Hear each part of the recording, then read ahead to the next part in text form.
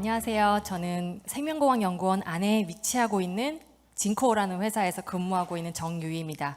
저는 유전자 치료제를 개발하고 있고요. 오늘 제가 유전자 가위로 어떻게 유전자 치료제를 개발하며 어떻게 이 제목에 보이시는 것처럼 난치성 유전 질환의 희망이라는 제목을 붙이게 됐는지 오늘 설명드리려고 합니다. 2020년 노벨 화학상 수상한 유전자 가위에 대한 설명을 먼저 드릴 거고요. 이 유전자 가위로 어떻게 난치성 유전 질환 치료를 하고 있는지 재미있게 설명드려 보겠습니다. 먼저 제목을 한번 이렇게 붙여봤어요. 선천적으로 타고난 유전자는 바꿀 수가 없다라고 한번 질문을 해봤습니다. 유전자는 저희 부모님으로부터 전달을 받죠. 그래서 이렇게 이데오가 이데오를 낳는 그런 형질이 그대로 전달이 됩니다. 당연히 다음 세대로 전달이 됩니다. 그럼 이렇게 제가 선택하는 거 아니고 이렇게 받은 유전자가 나중에라도 혹시 바꿀 수 없을까라고 생각할 수 있는데 당연히 바꿀 수가 있죠. 요즘 이렇게 성형 기술도 많이 발달이 되었고요. 그리고 쓰면 쓸수록 달라지는 형질도 있습니다. 이 좌완투수 보시면 왼팔이 훨씬 길죠. 하지만 이 투수가 아기를 낳는다고 해서 이 왼팔이 더 긴 아기가 태어나지 않는 것처럼 이 바꾼 형질은 다음 세대로 전달이 되지 않습니다.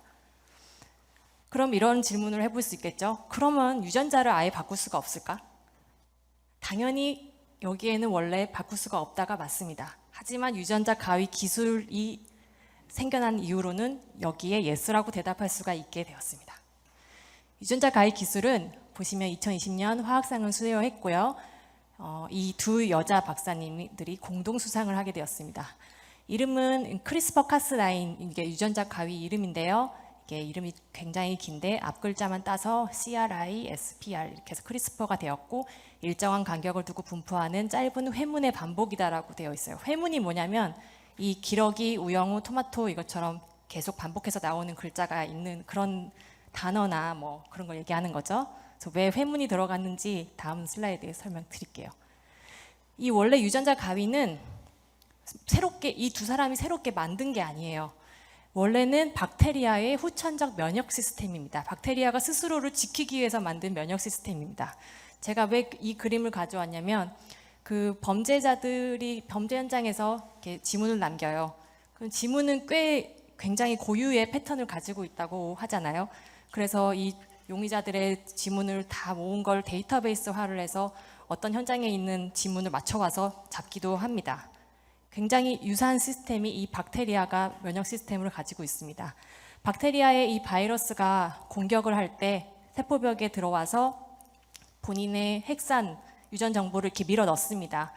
그래서 박테리아는 두 번은 안 당하고 싶어서 이 바이러스가 밀어 넣은 이 핵산의 정보를 차곡차곡 이렇게 반복적으로 가지고 있게 됩니다. 그러다 다음에 같은 바이러스가 또 들어왔을 때는 이 가지고 있는 이걸 RNA화를 해서 유전자 가위와 함께 싹둑싹둑 잘라버리는 역할을 하는 거죠. 즉 자기 자신을 보호하기 위한 면역 시스템입니다. 그래서 이 엠마뉴엘 샤르팡티에는 원래 이 미생물을 연구하는 분이었고 제니퍼 다우드나는 RNA 연구자였는데 이 두 사람이 협업을 해서 이 박테리아가 가지고 있는 시스템을 저희 인간이 사용할 수 있는 걸로 바꾼 거죠. 그래서 기술화를 시키는 것이 굉장히 대단하기 때문에 이렇게 사이언스의 논문도 나오고 상도 받게 되었습니다. 유전자 가위는 어떻게 작동할까요? 그냥 가위만 있으면 기술이라고 할 수 없습니다. 아무거나 다 자르면 안 되니까요.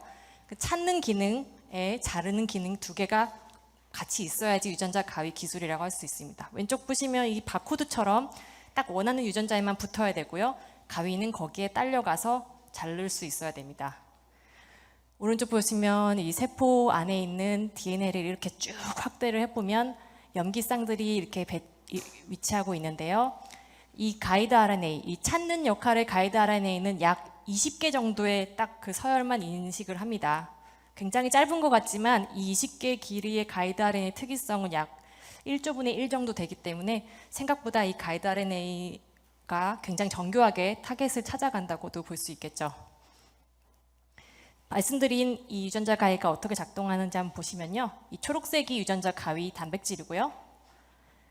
가이드 RNA 결합된 상태로 타겟을 찾아갑니다. 그래서 이중 나선의 DNA에서 딱 맞는 그 부분을 찾아냈고요. 지금 바코드를 삑 찍고 있는 장면입니다. 그래서 이 부분이 맞구나라고 알고 유전자 가위가 부위를 인식한 다음에 잘라내게 되죠. 그럼 이렇게 잘라내게 되면 이대로 존재는 할 수 없습니다.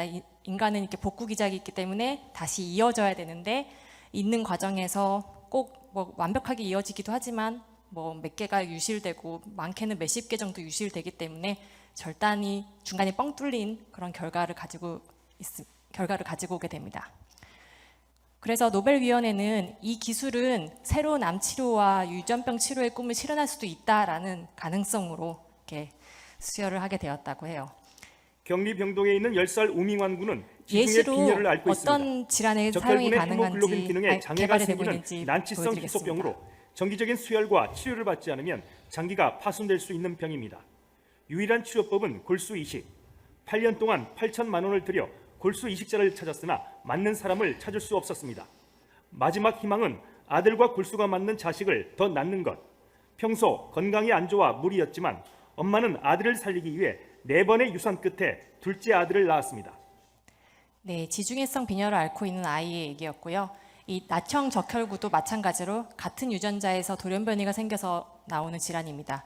이렇게 골수세포에서 적혈구 세포가 만들어지게 되는데요. 이 적혈구 안에는 헤모글로빈이 있죠. 그래서 온몸을 돌아다니면서 산소를 조직으로 전달하는 역할을 하는 것이 적혈구입니다. 지금 산소를 전달하고 있는 모습이에요. 그런데 이 헤모글로빈을 구성하는 베타글로빈이라는 유전자에 딱 하나의 염기가 다른 걸로 바뀌었을 뿐인데 구조 이상이 생겨서 이렇게 적혈구 세포가 이상하게 바뀌죠. 그래서 혈관에서 이렇게 뭉침 현상이 나타나는데 결과적으로 이렇게 생긴 세포는 오래 살지 못하고 한 10일 이내에 다 파괴가 됩니다. 그래서 결과적으로 이 혈관 내에 적혈구 숫자가 굉장히 많이 떨어져서 일상생활이 불가능하고 평생 수혈이나 뭐 이런 처치가 필요한 상황입니다. 그래서 이러한 수혈이나 뭐 항생제, 진통제는 뭐 증상 완화할 뿐이고요. 골수 이식이 사실 답인데 일치자가 찾기가 굉장히 힘들죠. 아까 그 아이도 일치자를 못 찾아서 엄마가 동생을 낳으려고 애를 쓴다고 하지 않았습니까? 그러면 유전자 가위로 어떻게 치료를 할 수 있는지 한번 전략을 볼까요? 아까 적혈구 안에 있는 알파 체인과 베타 체인이 있는데 베타 체인에 지금 돌연변이가 생겼다고 말씀을 드렸습니다.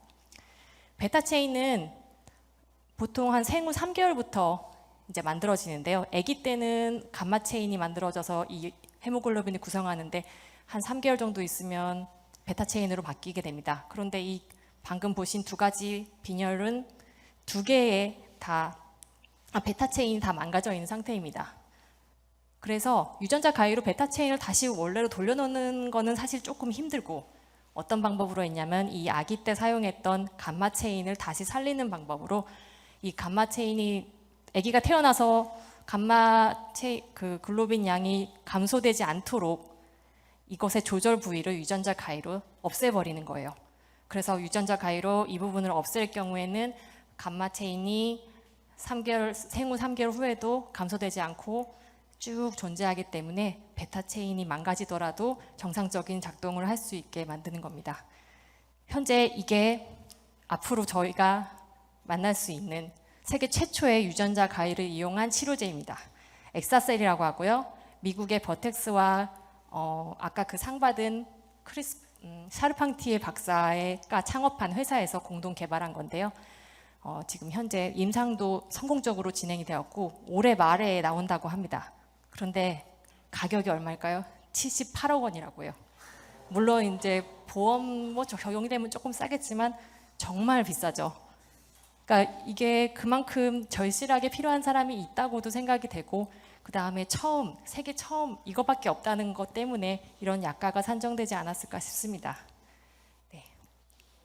이 외에도 헌팅턴 무도병, 혈우병, 레버 선천성 흑암시, 샤르코마리투스 외 아주 다양한 유전자에 문제가 생겨서 생기는 그런 질환의 치료제를 개발이 활발하게 많이 되고 있습니다.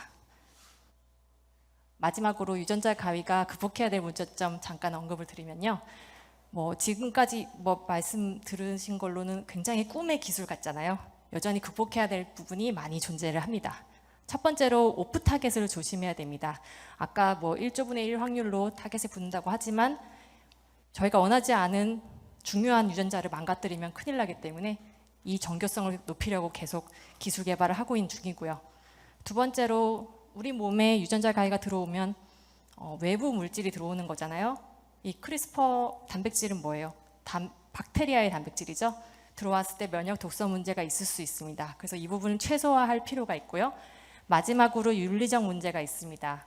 지금 아직 위험성이 있기 때문에 인간 배아세포로 연구하는 거는 금지되어 있고 규제가 있어요. 그런데 이 중국에서 이 규제를 뛰어넘어서 그 에이즈에 면역이 있는 쌍둥이 아이 둘을 배아세포를 조작해서 태어나게 했어요. 그래서 이분은 결국 징역형을 받았다고 알고 있습니다.